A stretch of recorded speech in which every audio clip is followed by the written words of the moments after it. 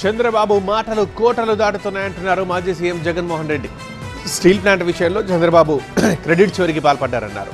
2022 Davos పర్యటనలో ఆదిత్య మిట్టల్ తనను కలిశారని, అప్పట్లోనే వాళ్ళు 4,800 కోట్లు గ్రీన్ కోలో పెట్టుబడులు పెట్టారని అన్నారు.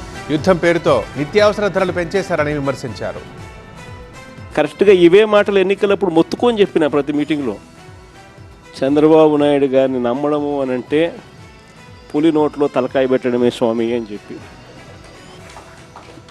మొత్తుకొని చెప్పిన నేను ఎన్నికలకు ముందు. అయినా కూడా చంద్రబాబు నాయుడు గారి అబద్ధాలకు మోసాలకు ఏదో పొరపాటున కాస్త తలొగ్గడం జరిగింది. జగన్ ఇస్తాడన్న స్కీములు కాక సూపర్ 6 సూపర్ 7 అన్నోడు ఎన్నికలు అయిపోయిన 2 ఏళ్ళ తర్వాత పరిస్థితి ఏమిటి అని చెప్పి చూస్తే జగన్ ఇస్తా ఉన్న స్కీములన్నీ పూర్తిగా రద్దు అయిపోయినాయి.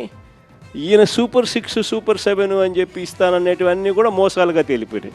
డబ్బు ఎక్కడికి పోతా ఉంది అని అంటే గవర్నమెంట్కి రావడంలా, వీళ్ళ జోబీల్లో నుంచి గవర్నమెంట్కి రావాల్సిన డబ్బులు వీళ్ళ జోబీల్లోకి పక్కదారు.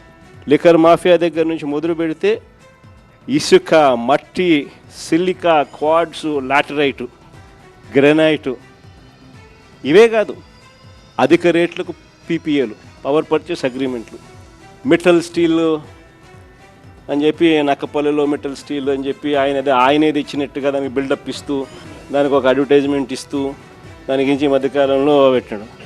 నాకు ఆశ్చర్యం అనిపించింది అసలు. అదే చంద్రబాబు నాయుడు క్రెడిట్ చోరీకైనా క్రెడిట్ దోపిడీకైనా ఒక హద్దు పొద్దు ఉండాలి. ఇదే మిట్టల్, ఇదే ఆదిత్య మిట్టల్ అనే ఇదే మిట్టల్ వాళ్ళు నేను డావోస్ 2022లో డావోస్ పోయినప్పుడు నన్ను కలిసినారు. ఇంకొక శుభవార్త ఏమిటి అని అంటే రాష్ట్రంలో సీట్లు కూడా పెరుగుతున్నాయి. 175 కాస్త 263 స్థానాలకు ఏకంగా 50% పెంచి 263 స్థానాలకు పోతున్నాం. పార్లమెంటు స్థానాలు కూడా 25 నుంచి ఏకంగా 38 స్థానాలకు పార్లమెంటు స్థానాలు కూడా పెరుగుతూ ఉన్నాయి.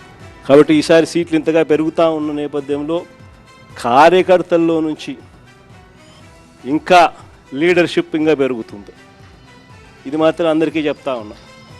కార్యకర్తల్లో ఎవరైతే పటిమ చూపించగలుగుతారో, ఎవరైతే అడుగులు వేయడానికి సిద్ధపడతారో, ఎవరైతే నాయకత్వ పటిమను గట్టిగా చూపించగలుగుతారో అందరికీ కూడా జగన్ న్యాయం చేస్తారని చెప్పి సందర్భంగా చెప్తాను.